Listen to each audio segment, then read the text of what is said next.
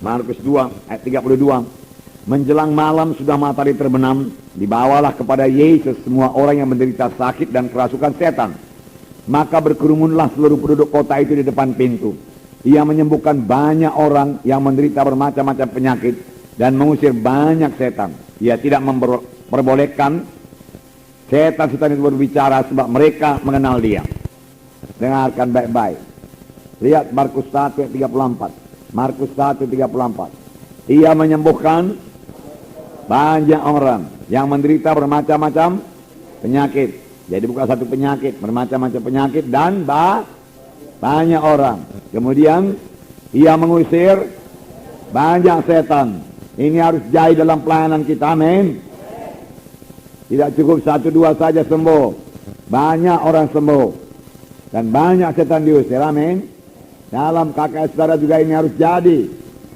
Banyak orang sembuh, banyak setan diusir, amin. Ya, banyak orang sembuh, amin. Ya, sembuh, sehat dan kuat. Nah, itulah pelayanan Tuhan itu. Sebab Tuhan berkata, pekerjaan-pekerjaan yang aku perbuat akan kamu perbuat. Dan pekerjaan lebih besar daripada yang akan kamu perbuat, sebab aku pergi pada Bapa. Sebab Tuhan murah hati, amin. Dan untuk itulah dia datang, untuk menyembuhkan, untuk mengusirkan setan. Ya, saudara percaya itu, saudaraku. Ya, jangan terus mundur, jangan terus merasa tidak enak kalau ada yang digotong ke KKS saudara. Ya, saudara terimalah itu sebagai satu kesempatan untuk menyatakan kuasa Tuhan, amin.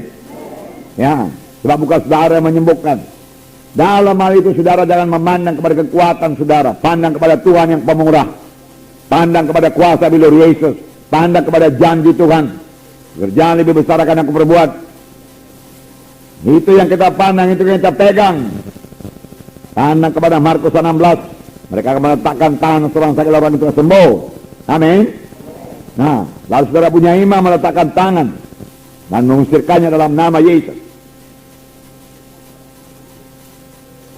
Dia Allah yang murah hati dalam memberikan berkat.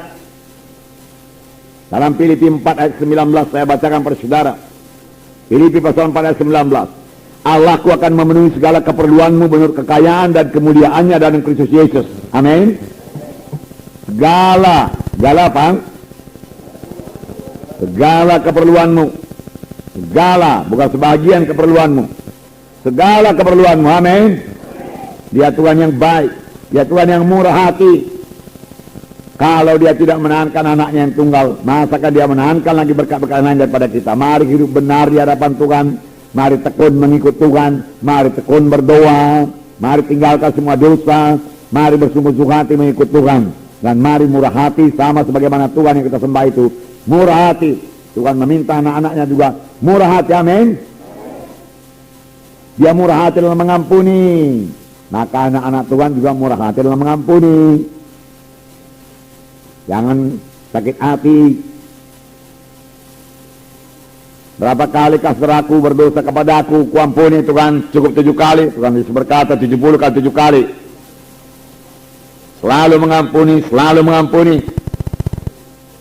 Selalu memberi, selalu memberi. Beri maka kepadamu akan diberi.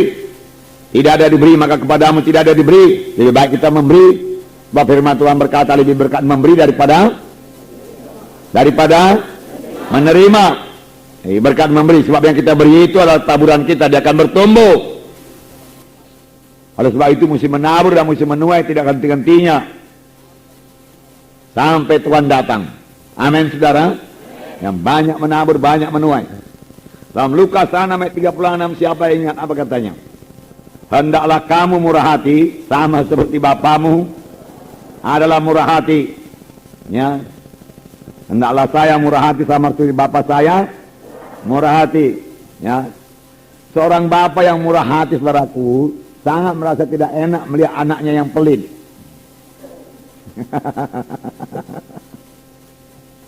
Nanti kalau saudara sudah jadi bapak, saudara akan tahu. Harus murah hati.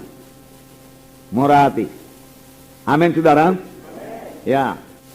Tuhan Yesus berkata, belajarlah kepadaku karena aku lembut hati dan rendah hati.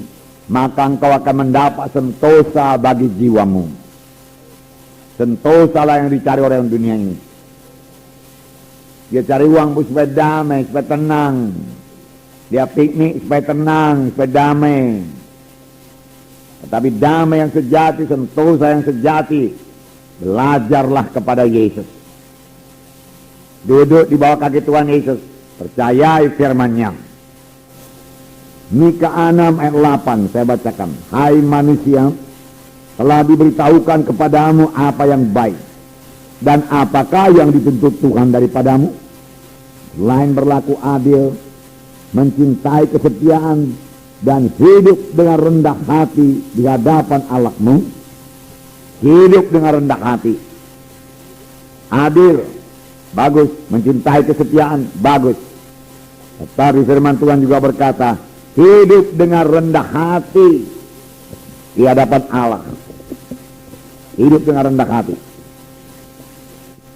Firman Tuhan berkata dalam 1 Petrus 5 ayat 5, Allah melawan orang yang sombong. Dalam 1 Petrus 5 ayat 5, demikian jugalah kamu, hai orang-orang muda, tunduklah kepada orang-orang yang tua, dan kamu semua rendahkanlah dirimu seorang terhadap yang lain. Sebab Allah menentang orang songkak, tetapi mengasihani orang yang rendah hati. Langkah indahnya. Tuhan melawan orang sombong dan mengasihani orang yang rendah hati. Mari kita miliki kerendahan hati.